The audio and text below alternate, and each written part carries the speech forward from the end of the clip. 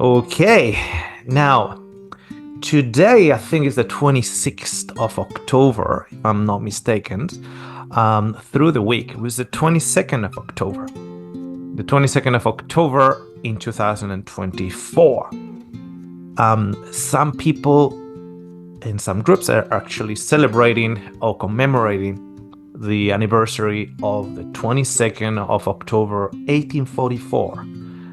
Very important date in the Millerite movement, and also especially in what came after that, which is the creation of the Seventh-day Adventist Church, or the formation of the Seventh-day Adventist Church.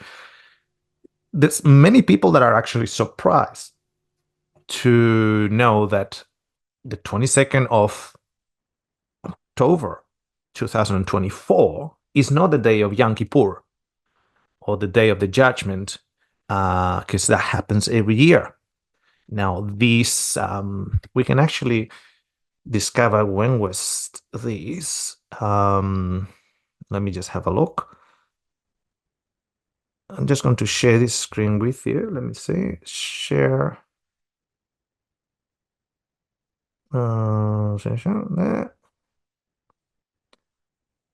Okay. Can you see it there? So that is the when was Yom Kippur in 2024? So this year, Yom Kippur has been Saturday, the 12th of October, in 2024. So every year, Yom Kippur is not based on the Gregorian calendar. So what I'm starting to say, is that there's people celebrating the 22nd, the day 22nd of October, when in reality, if what you wanted to commemorate was Yom Kippur, or what supposedly the 22nd of October 1844 was pointing, which is the day of the judgment, or Yom Kippur in the Jewish calendar, this year you should have actually commemorated the 12th of October. So last year, let's see here. Let me just see if we can. So 2023, last year would have been the 25th of September.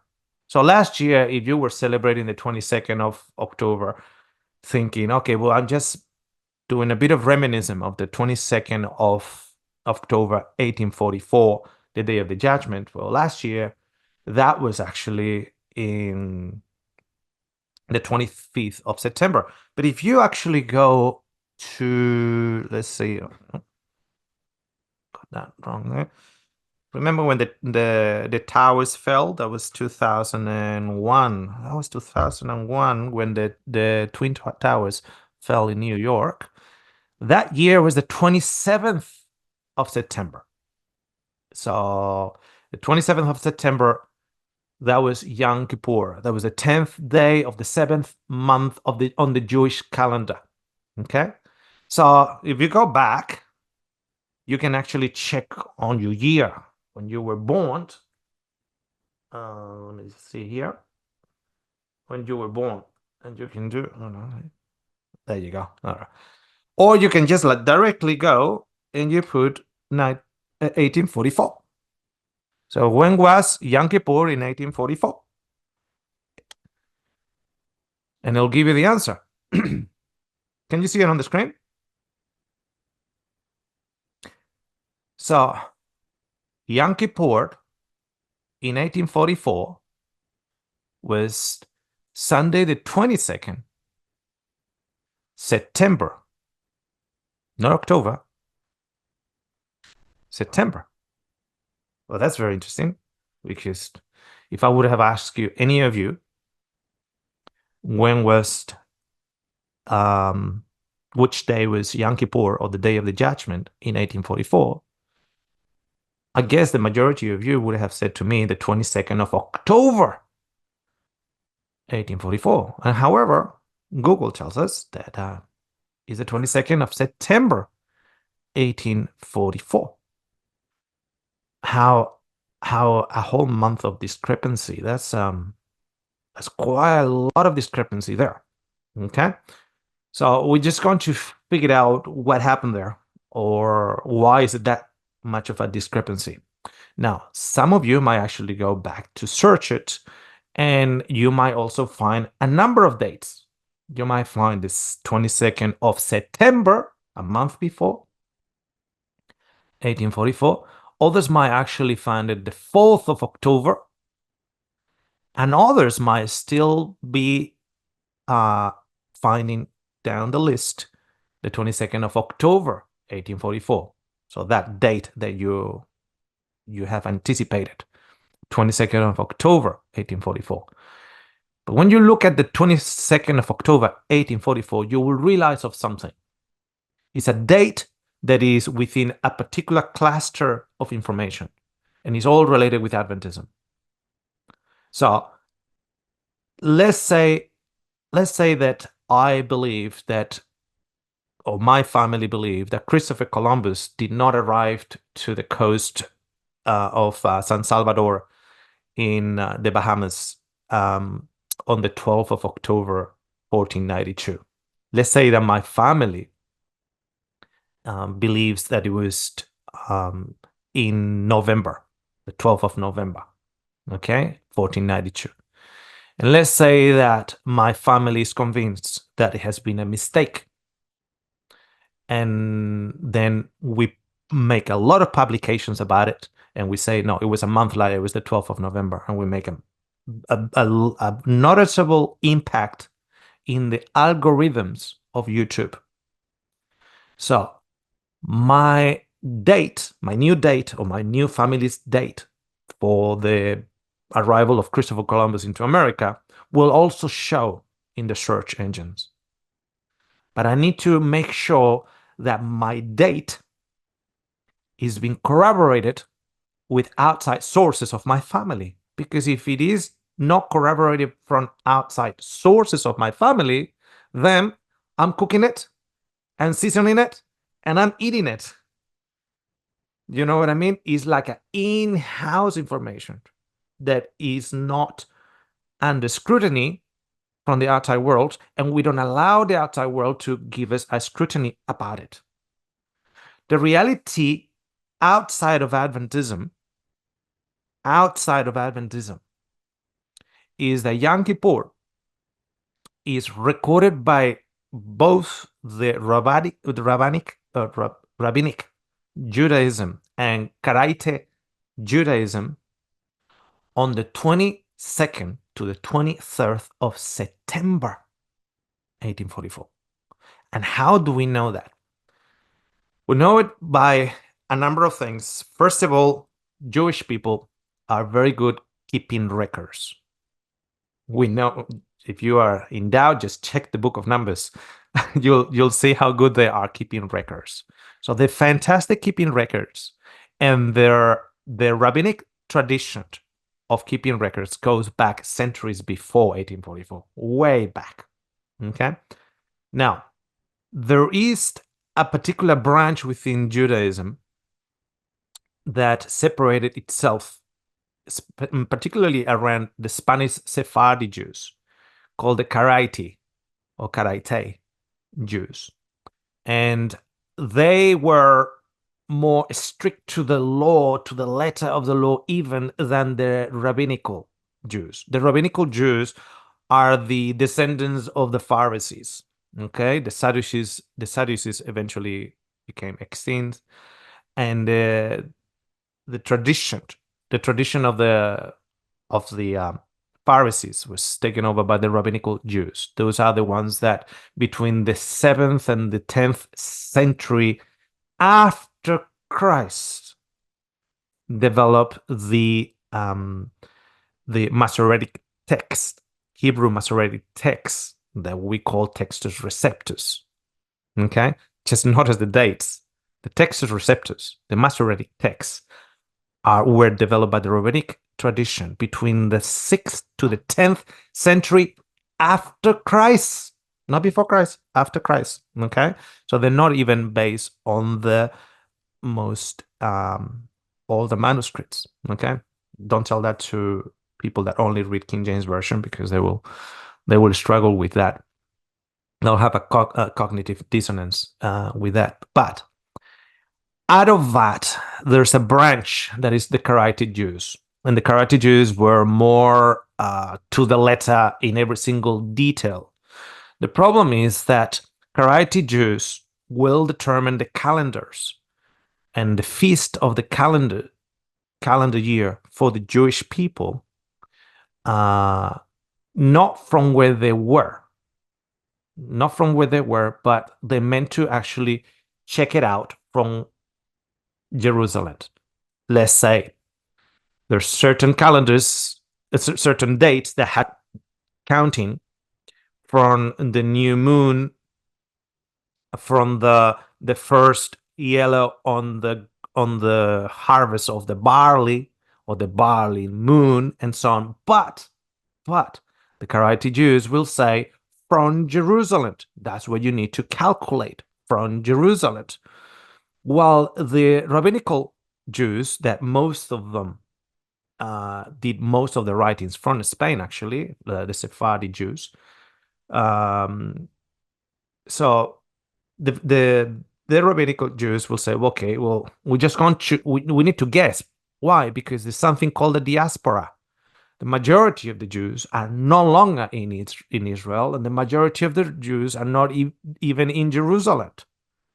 Jerusalem has become a Muslim territory for centuries, with a very small presence of Judaism there. Very small presence there. So there is something along the lines of practicality. Now you have Jewish people living in England. You have Jewish people living in Spain. Jewish people living in Russia and Ukraine. And now you have Jewish people living in the United States of America. So in order to calculate the dates, there had to be a little bit of a guesswork. Bear in mind, ultimately, I suppose part of the conversation among each other would have been, we don't even have a temple. We don't even have a temple. So, I mean, we've become particular with some things when we don't even have a temple to go to.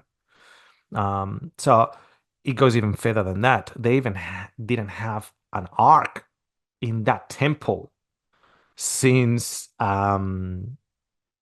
Ezra and Nehemiah came back, and they reconstructed the temple, to realize that Judaism, for more than 4 centuries, until the time of Christ, they had a temple, but they had no ark.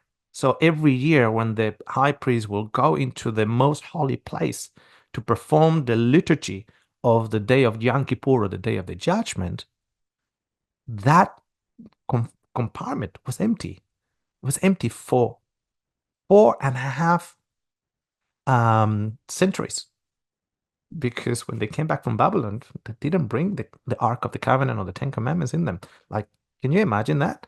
You have a religion that depends on a particular day of the year for the sins of your people to be eradicated. And a particular key of that process is that the blood has to be sprinkled over the Ark of the Covenant. And now you have a religion that really cements itself as a proper religion from the return of the exile from Babylon. They built a temple to perform the liturgy and the patterns listed as found in Leviticus 16. That's where it describes the day of Yom Kippur, the day of the judgment. And and that's where it describes that you need to make sure the priest needs to be without sin. So he needs to kill a bull, and that bull will actually be a sprinkle over the curtain. Now the sins of that priest are being taken away. So now he's eligible to go in the most holy place with the blood of the first male goat. So he will not be killed, and then has to sprinkle over the Ark of the Covenant, and then he will come out and he will put his hands over the other identical goat, And he will take and will place his sins upon the identical goat, and will take the identical goat outside of the camp. The whole process depends on one particular piece of furniture, and is the Ark of the Covenant. The Ark of the Covenant, according to the record, was never found from the time of Jeremiah. That's the year 600 BC. There's no more mention of it. And Judaism rises as a religion, rises in terms of the structures, their rituals, the liturgies, and so on, from the coming back of the exile. And from 450 BC onwards is when it starts growing and growing and growing. Then you have the Maccabees, Judas, the famous Judas Maccabees, against the revolt with the revolt against the Greeks, and Antiochus Epiphanes that kills a pig over the altar, outside altar, desecrating the temple, and all those battles, all these religious battles, and all these things, and all this paraphernalia, and all this killing of animals, and more Yom Kippurs every year, checking the calendar, checking when the barley is turning yellow. They needed to count how many ears of yellow are yellow, from green to yellow, and that will determine the first day of the day of Nisan, which will make the beginning of the Jewish calendar. Then we count 7 months forward, and then we count 10 days after, and that will be the Yom Kippur. And they got all that, and they've been doing all that for more than 400 years. And there's no Ark of the Covenant.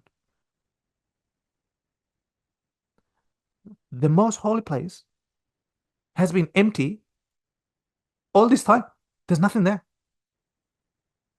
I mean, talking about strange things and superstitions, because there was nothing there. Remember when Jesus was crucified, there's a hint about the most holy place, and he says that the curtain opens up from the top to the bottom. What did the priest that was on the holy place saw when that curtain broke?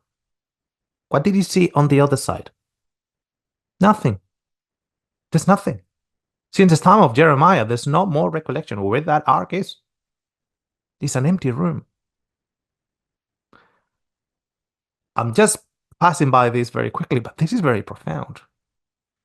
The religion has been doing all these liturgies for over 450 years before Christ,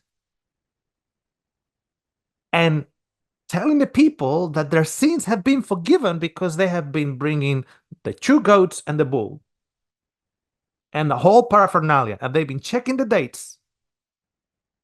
There's not even an Ark of the Covenant there. That is amazing. Like, I don't know if you can see what I'm trying to communicate here, or if you understand. That is amazing.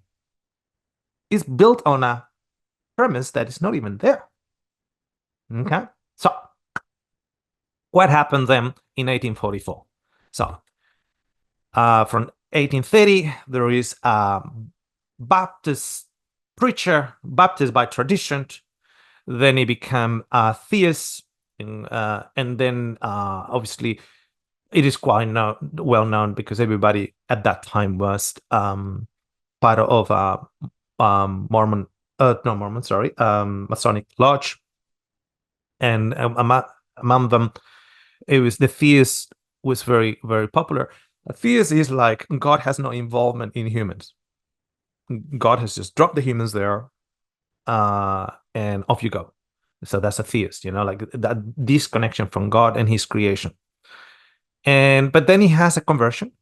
Then he does have a conversion.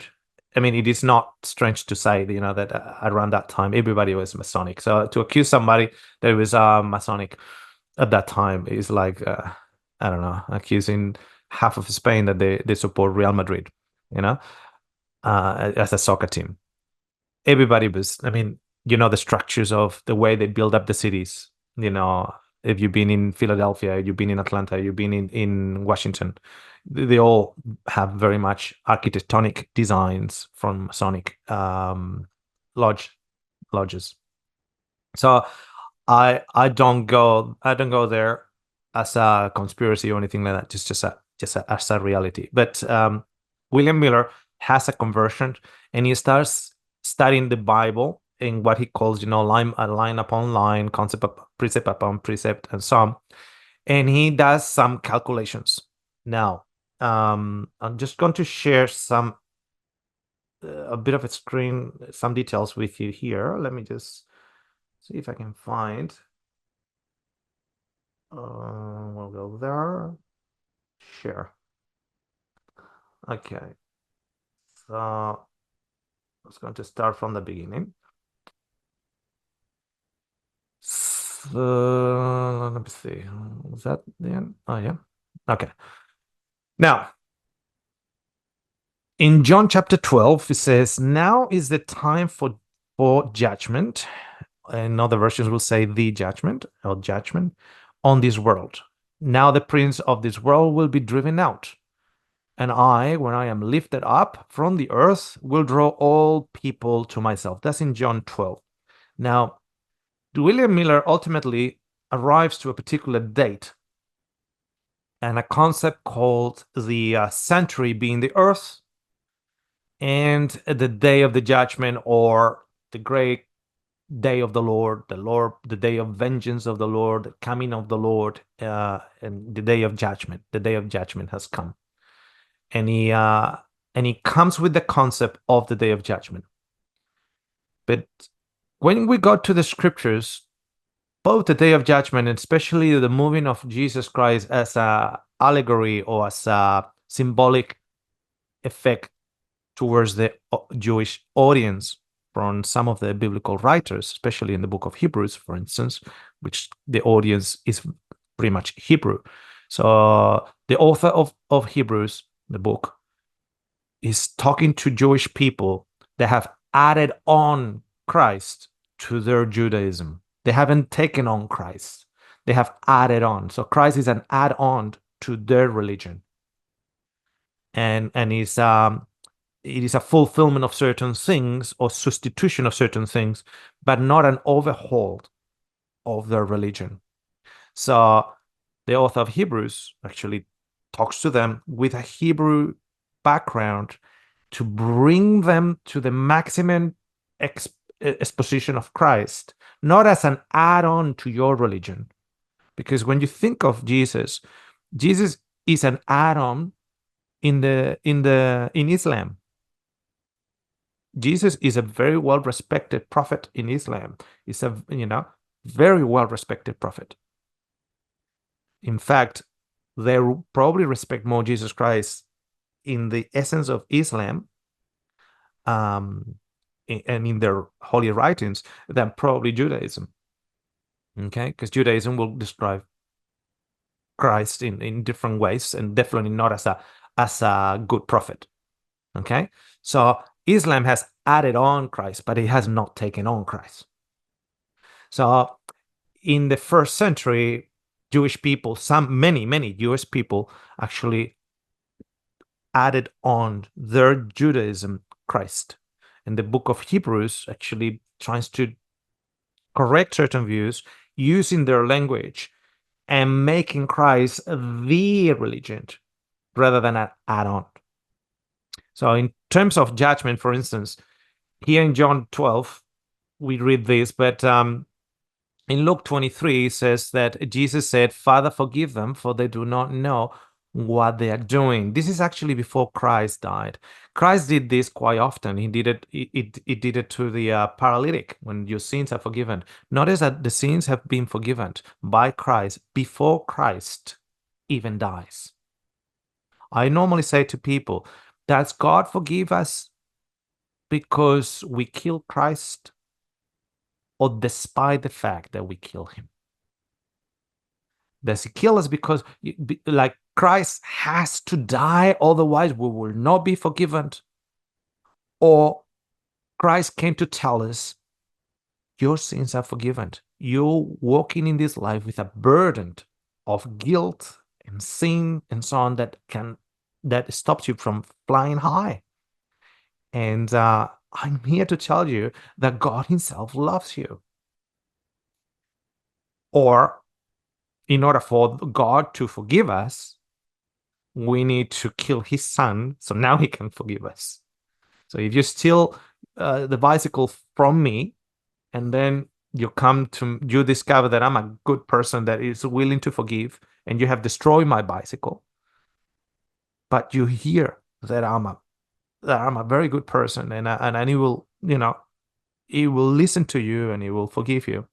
Then you come to the house and you go, look, I took your bike and I destroyed your bike. I got nothing to give you back. I am sorry.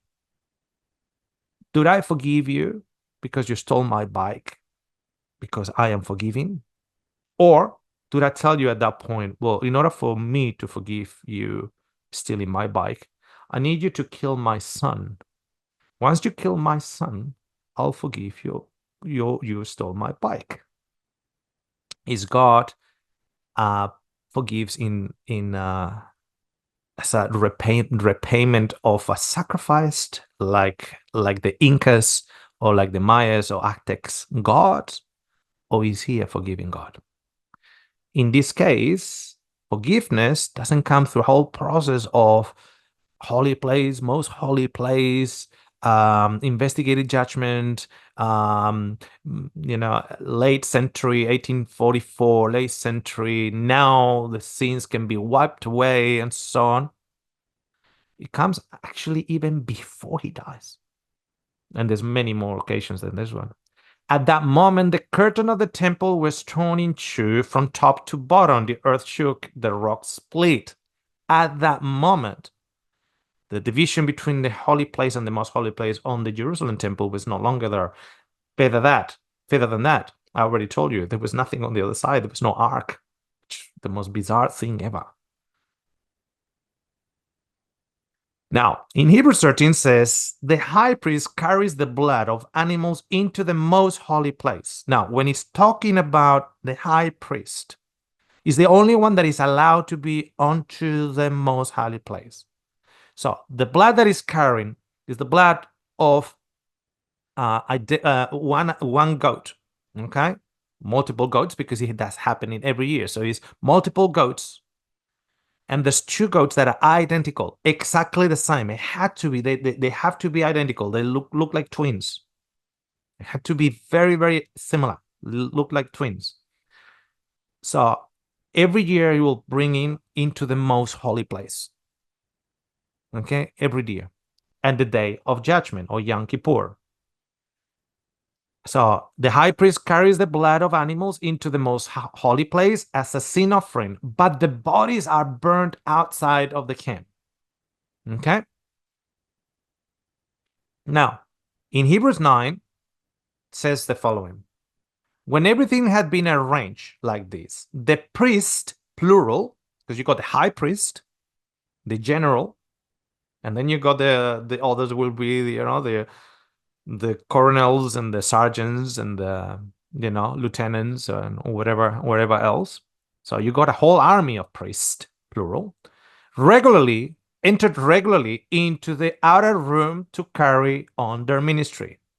So that was in the holy place, the changing of the breads, the changing of the of the candles, or the refilling of the candles, etc. Dusting and keeping the area the way they want to do it, and also receiving the daily sacrifices of animals, the morning and evening sacrifices. It was the morning, it was the morning, it was at the evening and in the morning, because the first one for us will be in the morning, but the first one for them was in the evening, because that's when the day will complete, so it was the evening and it was the morning sacrifices. But notice verse 7, but only the high priest entered the inner room, so the most holy place. Only the high priest entered the inner room, and that only once a year. Only once a year. So notice, enter the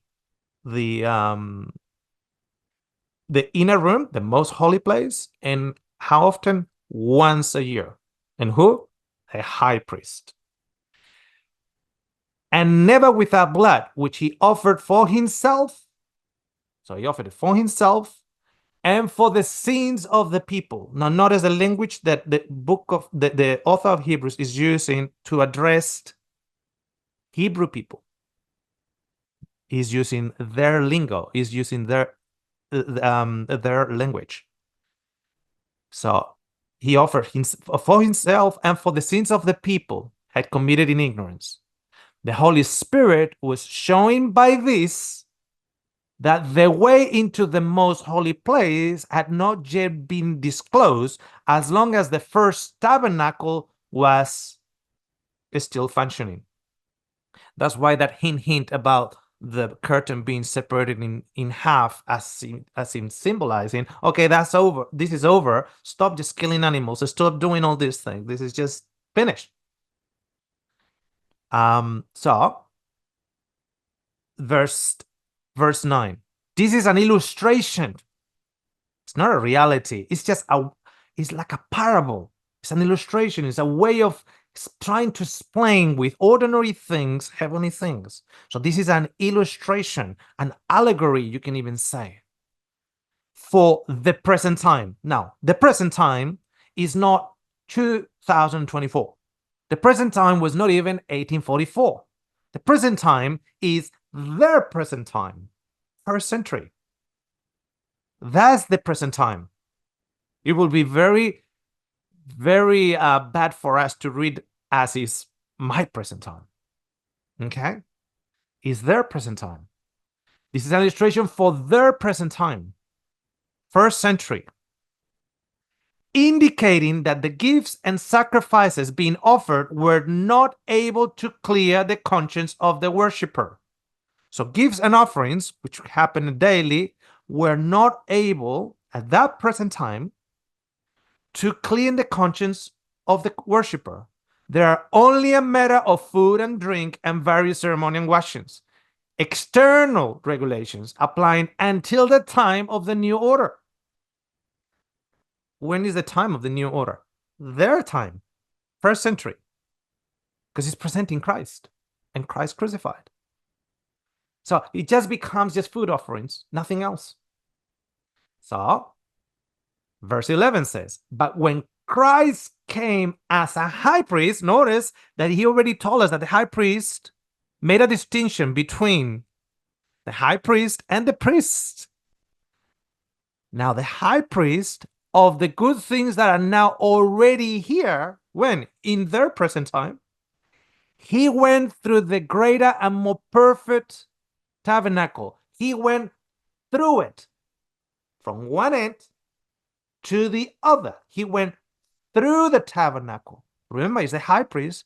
This is not made with human hands. That is to say, is not a part of this creation. He did not enter by means of blood of goats and calves. He didn't enter there because the goats and the calves, but he entered the most holy place once and for all. Now, King James Version says the holy place. Every other version says the most holy place, but forget about even that. What's the context? Remember what it says said before in verse 6. The high priest once a year. Now Christ, the high priest, once and for all. It's making the analogy that Christ has gone all the way through it by his own blood. Because remember, the high priest will not enter just without blood. He has to enter with the blood. So now he's talking high priest, once a year, once and for all. Not without blood, with his own blood. Through the whole tabernacle. This obtaining eternal redemption. For remember before, the high priest for the sins of himself and the sins of the people. And here, Christ for eternal redemption. The blood of goats and bulls and the ashes of the heifer.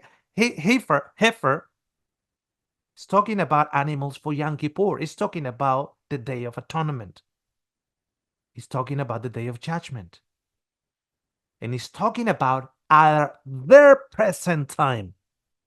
First century. because that's why the goats are there. That's why the bulls are there, and that's why the heifer is there. A sprinkle on those who are ceremonially unclean. See, they used to sprinkle upon the other the people as a symbol that now they're clean and so on. A sprinkle on those who had a ceremony unclean, sanctify them so that they are outwardly clean. How much more then? See, it's all atonement language. The day of Yom Kippur language, the day of Yom Kippur animals, the high priest entering with blood. When? At their present time, first century. How much more then will the blood of Christ, who through the eternal Spirit offer himself unblemished to God, because that's how the high priest presents himself before God, unblemished into the most holy place, cleanse our conscience from acts that lead to death so that we might serve the living God. The book of Hebrews tells us that the Day of Atonement happened in the first century. Now, this is William Miller, and this is something that he actually wrote after the big disappointment. He wrote this. We expected the personal return of Jesus at this time. That was 1844, the 22nd of October. And now to maintain that we were not mistaken will be dishonest. Now, this is William Miller, the one that came up with the year. So initially 1843. It did not come in 1843. Then it was moved to the Passover of 1844. It did not come in 1844. Then there was somebody that we will introduce very shortly called Samuel Snow that came up with the 22nd of October, 1844, a month after the Jewish people celebrated it. And when it didn't come on the 22nd of October, 1844, William Miller, some months after the disappointment, said that we were mistaken, and to maintain that we were not will be dishonest. This is the author of how we got there, and he says it will be dishonest. We should never be ashamed to frankly confess all our errors. I have no confidence, notice, I have no confidence in any of the new theories that have arisen from our movement. So there was a big disappointment and new theories came up, trying to give a sense of what had just happened.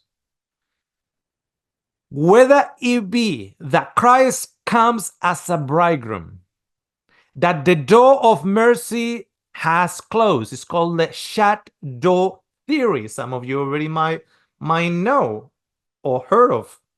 But William Miller said, I don't have any trust on those things. That there is no salvation for sinners. That the seventh trumpet has sounded. Or that this was, not as the last part, or that this was the fulfillment of some prophecy in some sense. So it's not what we thought it was, but there was something, and there's something else that did happen. William Miller didn't have trust on any of that. Okay? He didn't have faith that Christ comes as the bridegroom. It's called the 10 Virgins or the Midnight Cry. Does that ring the bell? William Miller said, I don't have trust on that. The door of mercy has closed, or the shut door theory. William Miller said, I don't have trust on that. No salvation for sinners. Basically, the ones that they have sealed, they've been sealed. That was the sealing. Let he who is just, let him remain just, and he who is unjust, let him remain unjust still. So they thought there was a period in which, okay, now remain faithful, nothing has happened, but what actually has happened is that there was been sealing. The seventh trumpet has sounded. So basically the seventh trumpet has sounded. Now the final events of the seventh trumpet I'm not saying the seventh trumpet because they actually identified the sixth trumpet with events that were happening in Turkey. They were identified events that were happening with certain famines and newspaper articles that were happening in Asia and so on, and things that were happening in San Francisco. They will identify that as, okay, this is the second trumpet, the third trumpet, or whatever. The sixth trumpet was already sounding with events that were happening in Turkey. Okay? So for them was now the seventh trumpet. Fulfillment of prophecy of another sense, beginning at the beginning of the investigative judgment. Does that ring a bell? Okay, so how did we get there? This is Samuel S. Snow. Samuel S. Snow, his calculations led him to announce in June 1844 that the Day of Atonement that year will be October 22nd. And this day was accepted by the Millerite movement that year. Yom Kippur was on September 22 to 23. Snow was mistaken by an entire month. When Jesus did not return on the announced date, what happened to Samuel Snow? Samuel Snow proclaimed himself the third Elijah and formed the Mount Zion Church. The guy went cuckoo. I don't know if he was cuckoo before, but definitely he was one of those David Koresh type of characters. And he was not going to say that he was wrong. Now, I do appreciate a lot William Miller. I don't think he was intentionally deceiving anybody. I think the whole movement overtook him. And he was not expecting that the whole wave of popularity that came upon him. I think that I read quite a lot of William Miller afterwards, after this appointment, and I tend to believe that he was an honest man, and he made a mistake and he admitted it. He made a mistake theologically, he made a mistake in terms of his interpretations, and he admitted it. So the guy that gave us the year, 1843, 1844, said he was wrong. The guy that gave us the date, 22nd of October, 1844, declared himself to be the third Elijah and formed Mount Zion Church. For all today's standards, a cult or a sect, a cult. Okay? Now, how did Samuel Snow go to October 22nd? It is believed, or at least it's been shared, that what he used was the methodology of the Karaite Jewish calendar checking. Okay? Remember that I told you in the beginning, you got the rabbinic tradition and then you got the Karaite tradition. I don't know if you know, but the Karaite and the rabbinical traditions, they actually united themselves in the 15th century. So yes, they were split in half for many centuries. One line you have the rabbinical, and another line you have the Karaite.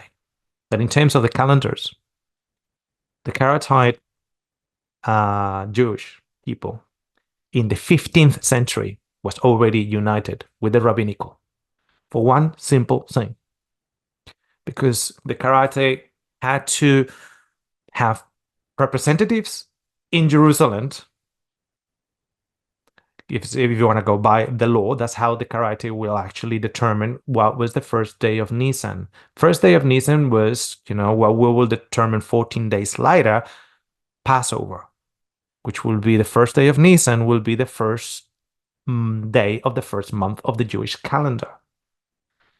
14 days later, you'll have Passover. 7 months later from the first day, you'll have the seventh day. Then you'll have the trumpets and the Feast of the Trumpets, and then you have the Day of Atonement, and then you have the Day of the Tabernacles. And it will be the new year finished, or the year finished kind of thing.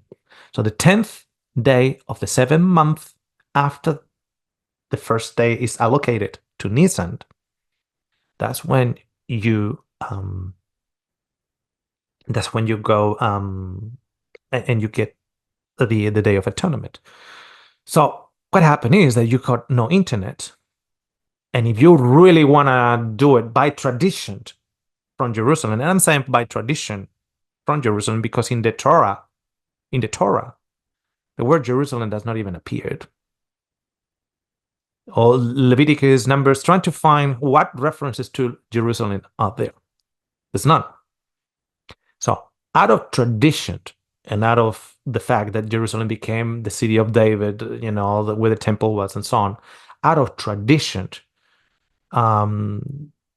the day of Nisan was determined by what was called the first new moon of the barley, or the barley moon, which means that the barley will turn from green to yellow as it's ripening, and they have to count a number of yellows, and it was after a particular number of yellows that they will say, okay, this is it. This new moon is the moon of spring that is turning the barley around, that is making the barley going into maturity or ripening.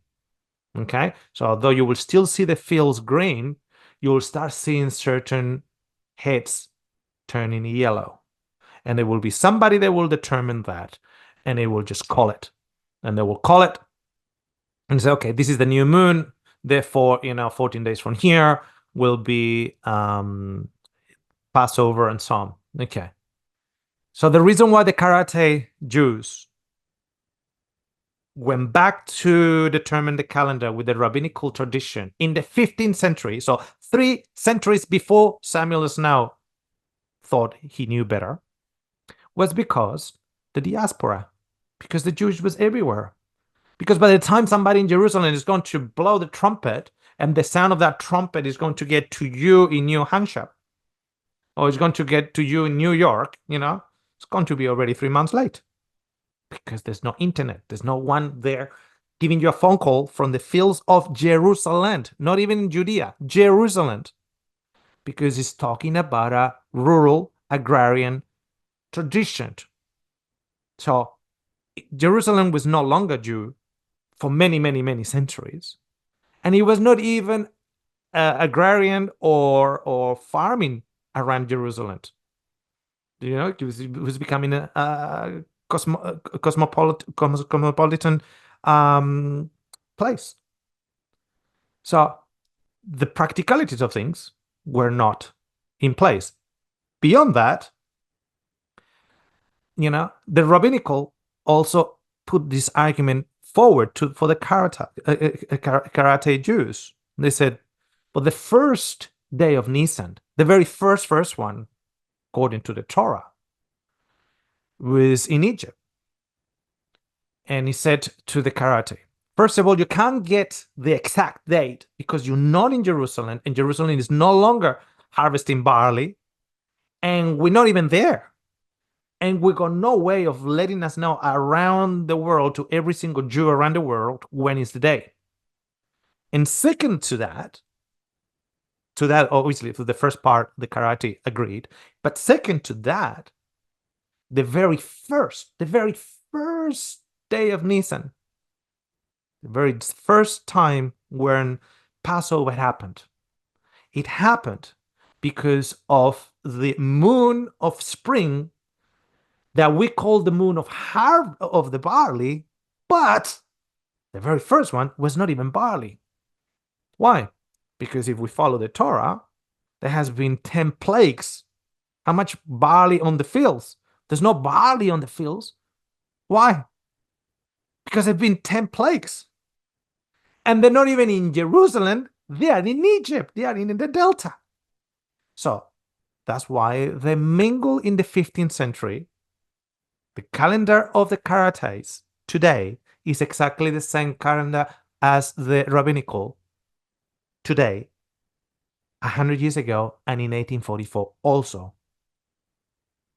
So what does Samuel Snow do? Samuel Snow doesn't go to, in the beginning of the spring, doesn't go all the way to Israel or all the way to Jerusalem to check when the barley is going to turn, because he claimed that he used the technique of the Karates. The same Karates that year celebrated Yom Kippur a month before he did. So he doesn't go to Jerusalem to check the barley. He goes to New Hampshire. And he goes to the fields of New Hampshire. I don't know if you've ever been to Jerusalem or if you've ever been to New Hampshire. Let me tell you, the springs are different. The temperature is different. The soil is different.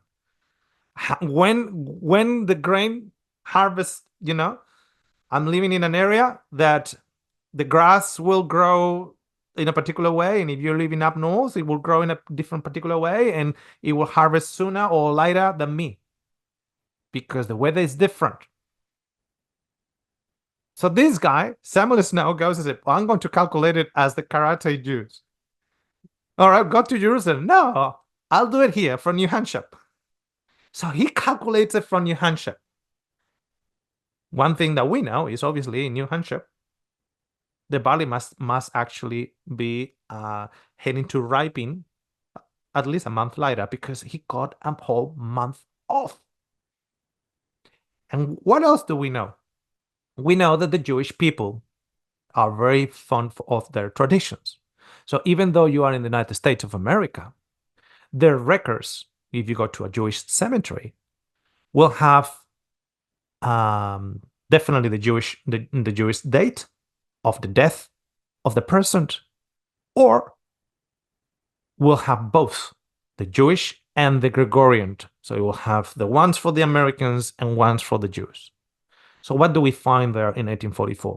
We find lots of tombs, not just in the United States, but all around the world, because that they were all got in the same arena, and they will go and they say such and such,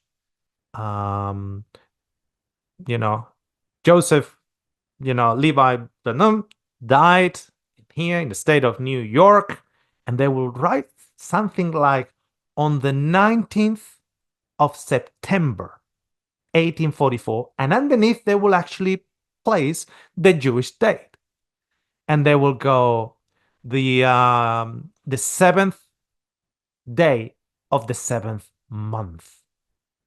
Why? Because the 10th day will be the 22nd. We've got certificates of circumcision. They will actually just write on the circumcision of the baby. On the 8th day, they will circumcise the baby. And if that baby was circumcised in September the 20th, to give an example, okay, they will say on the 8th day of the 7th month. Because remember, the 10th day of that same month in Jewish calendar will be Yom Kippur. So that will make September the 22nd, Yom Kippur. So the guy that gave us the year, he said, I made a mistake. My interpretations were incorrect. To say otherwise, it will be dishonest. The guy that gives us the day, he checks the barley in New Hampshire.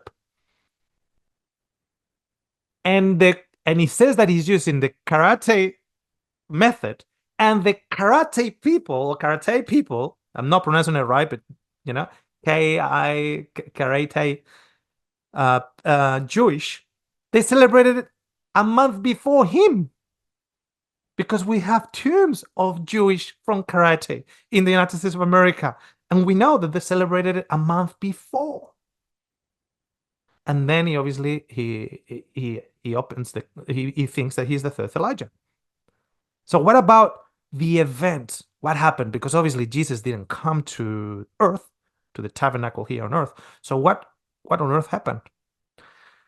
So that's when we get this gentleman here. O. Rachel L. Crozier, or Kreuzer. I might not even pronounce it correctly. Crozier or Kreuzer. So, on the morning after the Great Disappointment, October 23rd, 1844, Alwyn Russell Kreuzer and his friend, some of you might know him, Iran Edson, were walking through a cornfield. Iran Edson had a vision where it appeared that Jesus had moved from the holy place to the most holy place in the heavenly tabernacle the previous day. Crozier published 2 booklets months later, the investigated judgment and Christ in the century. Now, couple of things here. Aaron Etzen is recognized by many people as, there was a movie, Tell It to the World, I think it was, in which there's two men in the field, and one man has a vision in which Jesus is moving from the holy place to the most holy place. That's Aaron Etzen. But many people don't pay attention to the other person, the person that is walking with Aaron Etzen. That's Crozier. And out of the two, the most important one actually is Crozier, because he writes, when he says it doesn't write, he publishes, because the booklets he already wrote before the 22nd of October, 1844. And you might recognize the Investigative Judgment book, and you definitely might recognize Christ in the Century booklet. You might know it under a different authorship, the authorship of Ellen G. White. The book is Crozier's book. In fact, the Investigative Judgment chapter on the book called, let me just, the Investigative Judgment on the book, let me just get in that, on the book, the Great Controversy, that chapter that says the Investigative Judgment is a paraphrase of Crozier's book. Okay? So, Crozier already had those books written. He says it himself. They got published after. Because at the end of the day, if you got all these things written and those speculations written, but he didn't have the dates, though. He had the events of the century and the temple, or the tabernacle, or the temple. Crozier was also a Mason. And remember, Masons believe a lot into the great architects of temple things, okay? The temple things. So he had all this, but I mean, if Jesus comes on the 22nd of October, all my theories are off the window because, but Jesus didn't come. So maybe my theories are not that much off the window, he would have thought. And he published after. Now, William Miller gives us the dates, the year. Samuel Snow gives us the date. And Russell Crozier gives us the event, which is the Investigative Judgment. So, let me see. Oops. Okay. So, Ellen White wrote this in 1846. She said, we have prayerfully examined the subject presented by Brother Crozier in the light of God's word. Remember, between Aaron Etzen and Brother Crozier, the most important one is Crozier, the one that had the most impact. It wasn't Etzen with his vision. It was Crozier with his words. And in the light of God's word. So they study Crozier's work in the light of God's word. So in other words, they bring what he has to the table and they compare it with the Bible and are fully satisfied. It is meat in due season.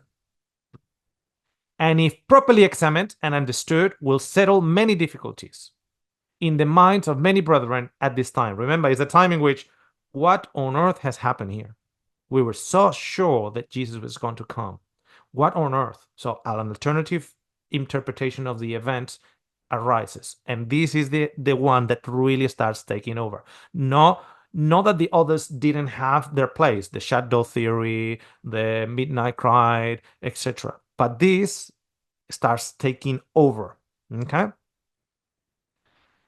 So in 1847, I believe the century to be cleansed at the end of the 2,300 days is the new Jerusalem temple of which Christ is a minister. So now it's Crozier's words. The temple is being cleansed is the heavenly temple. Okay?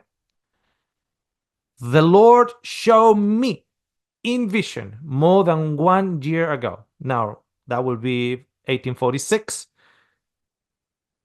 she already determined in 1846 that they've been studying Croce's booklet. After they've been studying Croce's booklet, she has a vision to confirm it.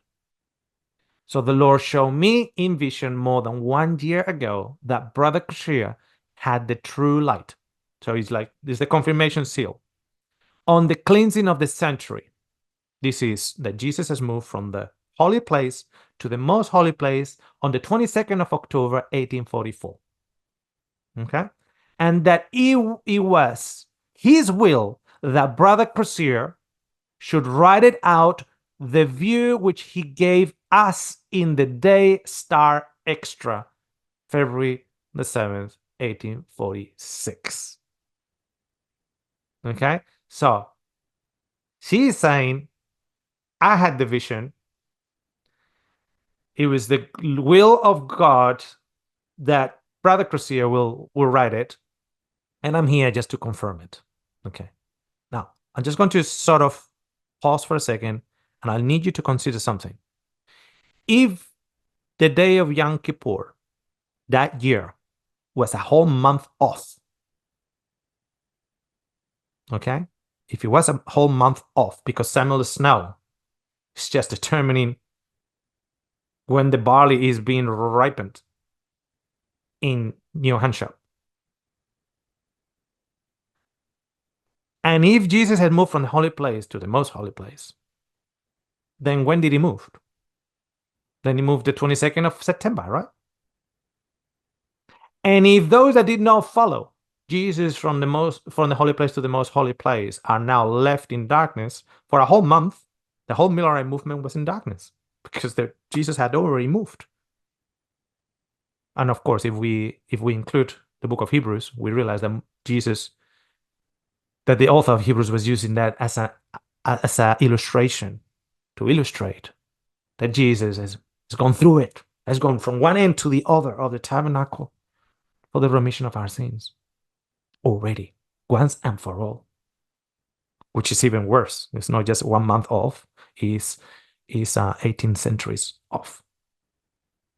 But let's hear what Croce says after. This is Croce, and he writes this in 1853. Friends, just barely 7 or 8 years after his publication. I now renounce all the wild schemes and foolish theories which had plagued Adventism since 1843. Letter to Joseph Turner, editor of Hope and Israel. He goes further and he says, and how many times have many, if not all of us, been obliged to give up what we had too hastily embraced. Goes further. In 1899, he says, on account of our ignorance of the scriptures, my argument was more fully and more widely accepted than it deserved to be. Let me just. So, Russell, let's go to just back up.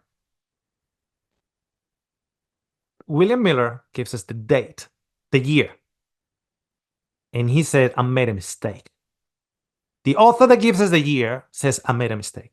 The guy that gives us the day becomes the third Elijah, creates a cult, and the very techniques that he says that he used got the day a month after the very people that he says that he's using the techniques of, the Karaite Jews. And the one that gives us the event, the investigative judgment, doesn't take a decade, and he's renouncing it. And he says that he renounced that. And if you actually read more of the things that he wrote about it, he said that he was not biblical. So the author of the theory of the investigative judgment, the author says he renounced of that. He's not it says it was based on the account of ignorance of the scriptures. And in his view, it was accepted. And probably he's scratching his head, man, like, how did they take it?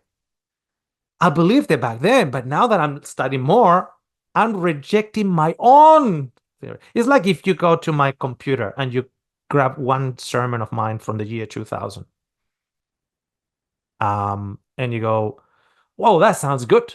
I'm going to take it on board. And then you contact me and said, Oscar, I agree with everything you signed. I said, all right, fantastic. Yeah, I listened to a sermon of yours in the year 2000. I said, hold on a second. Can I have a look at that sermon? Because I might not be agreeing with my old self, because I have evolved and I have discovered that I didn't have that right, and I didn't have that right. I didn't have that understanding and that understanding. Let's say that you go and you say to me, no, but I think you're right. And I'm thinking, no, brother or sister, I was young and stupid and I didn't know. And I presented something in my ignorance. Well, Oscar, I determined that you're right. Can you imagine how crazy that is? The author of the investigative judgment theory renounced it in less than 10 years onto that theory. But the people that adopted that theory defend that theory like crazy. Doesn't make any sense. The guy that gave you the year renounced it. The guy that gave you the day got it wrong for a month. And the guy that gave you the event said, it was our ignorance in the scriptures that made the people take on my arguments that now I reject. So, we're just going to stop the recording here, and then we're going to open the microphones for comments and other things. Let me just see.